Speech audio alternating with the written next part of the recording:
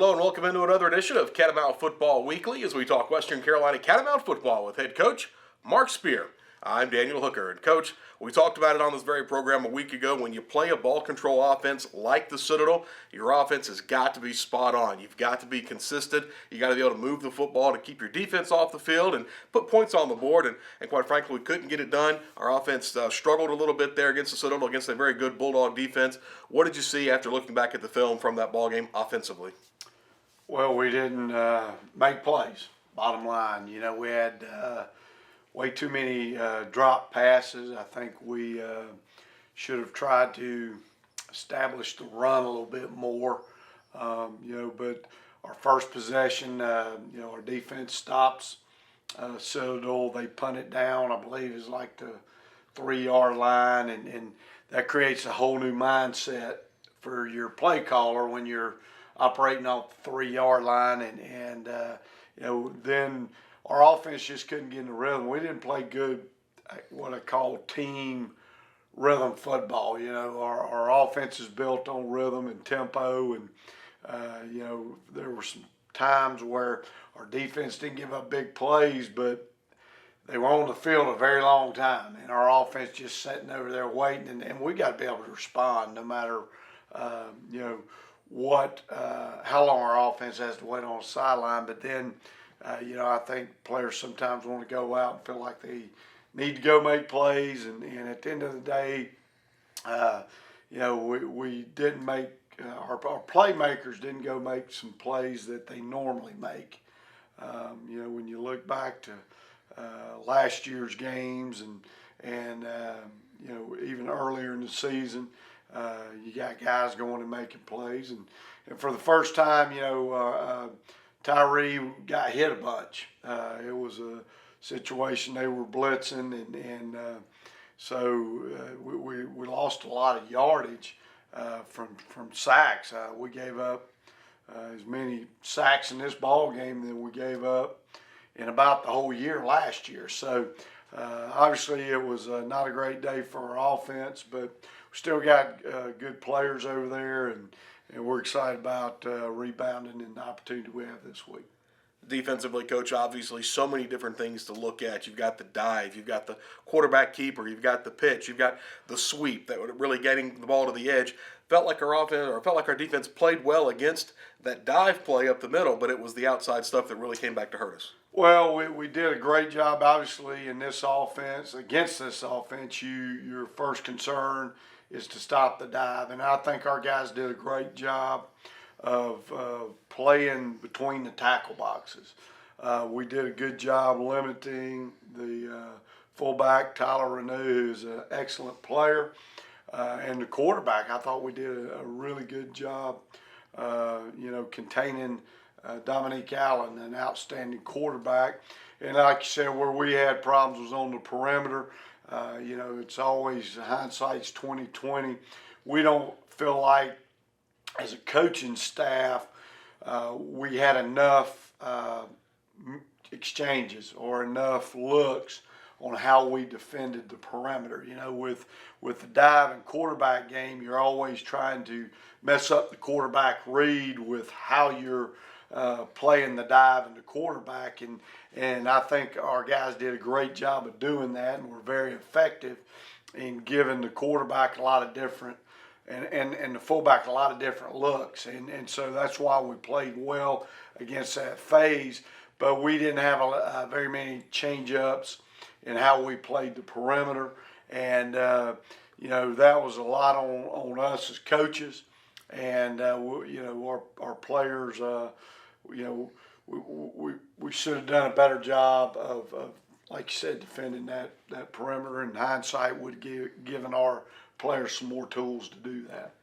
Coach, you look at it, obviously a similar style offense coming in this week with the Wofford Terriers, the wing bone, little different schematic of how they do it, but some of the same principles. Is it good having those games back-to-back where you teach the principles of the option against the Citadel, now use it against the Wofford Terriers? Yes, I said that before the Citadel game, and have said it all along. I'm glad we're playing our option teams in our league back-to-back, because you stay in that mindset defensively.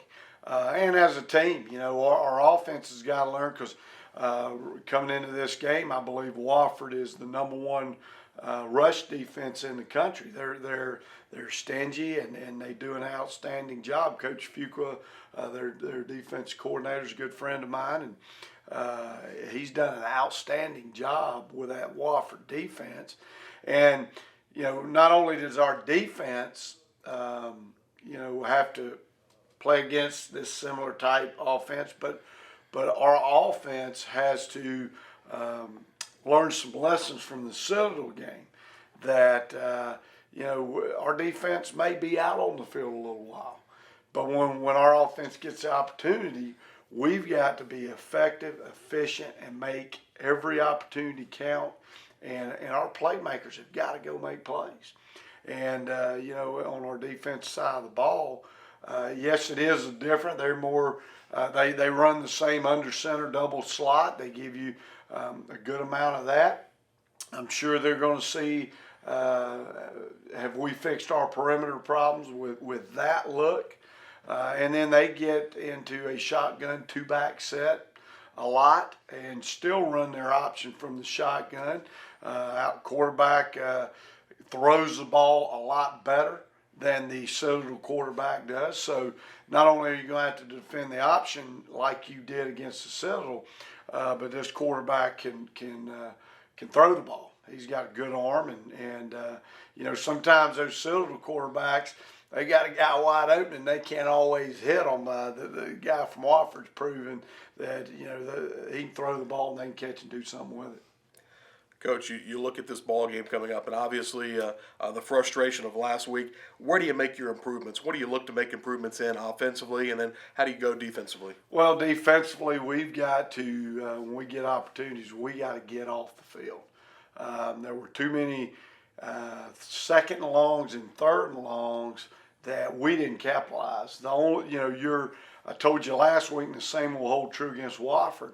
You've got to be great on first down versus a ball control offense and defense that Wofford is going to play. On offense, we've got to be good on first down. They're like sharks when they can be really good and get you in second and third longs. They're awful hard to beat. So our offense has to be very productive on first down. And defensively, against the Citadel last week, our defense, we had some times where we had them in second and long, third and long, and that's when typically, these type of offenses, you got them in a bind, and because of our problems on the perimeter, we couldn't capitalize on some second and third and long situation.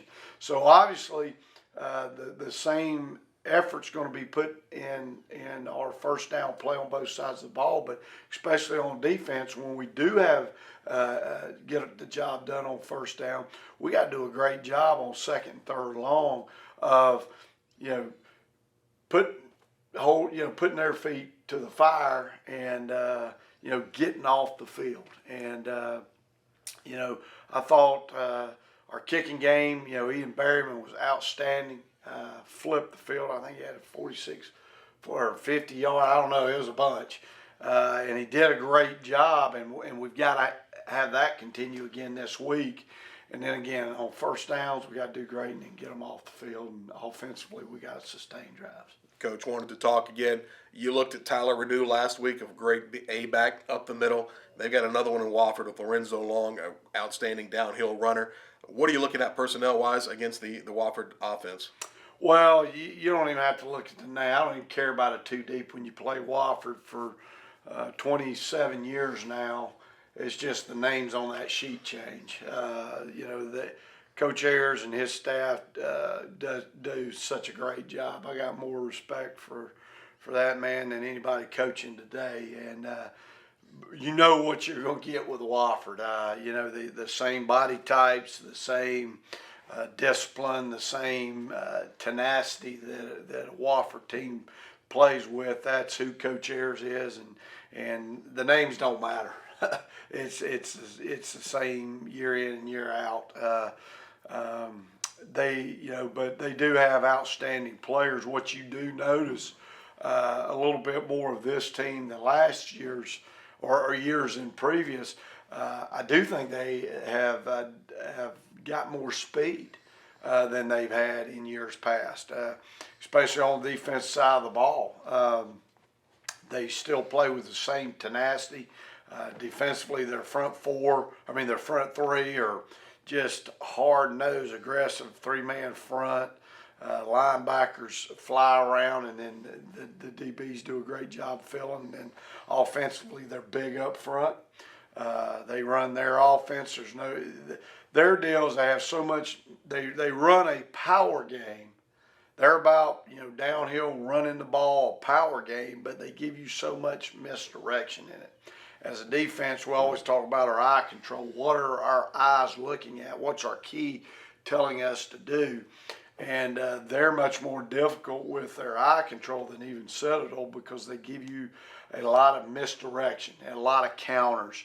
But yet it's still gap schemes where they're down, pulling a guard, a power counter gap scheme, but they do it with a lot of misdirection and what we call eye candy in the backfield. So we have to be very, very disciplined, and we got to play fast. Sometimes our guys play hard.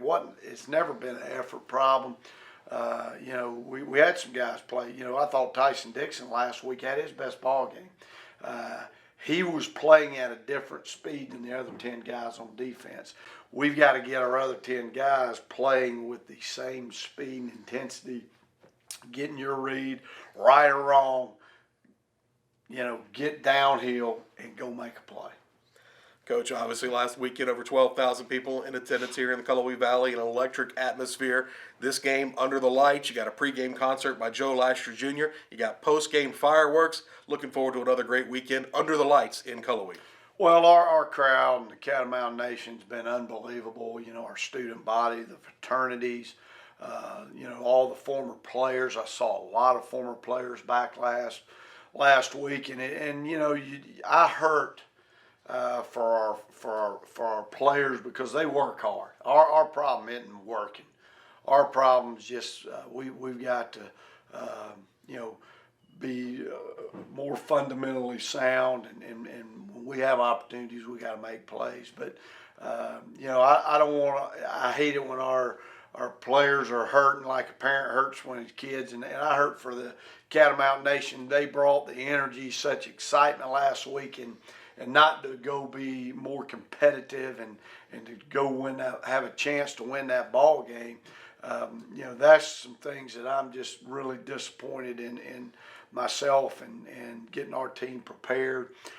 We just ask our Catamount faithful to be patient. I know I've gotten I'm sure I've gotten a lot of bad things said, but I've had an awful lot of great support from a lot of our boosters that know we're going through some just a little bit of growing pains, and it's issues of just a lot of little things. I've told people right now we're kind of bleeding to death of 1 million pin pricks. It's not a big gash, and it's just stuff that we've got to address as a team, and we're going to get back onto our ways. We just ask those Catamount faithful to be patient, and because we do appreciate them. It's going to be a great atmosphere again this Saturday.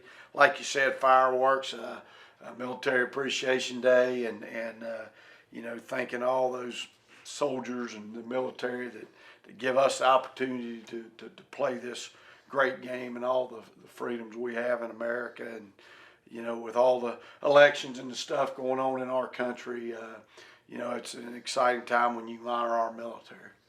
So again, that is a 7 o'clock kickoff, Western Carolina against the Wofford College Terriers. Airtime 6 p.m. on the Catamount Sports Network. Game will also be aired on the American Sports Network. Check your local listings here at catamountsports.com. For the coach, I'm Daniel Hooker saying so long. We'll catch you back right here next week for Catamount Football Weekly.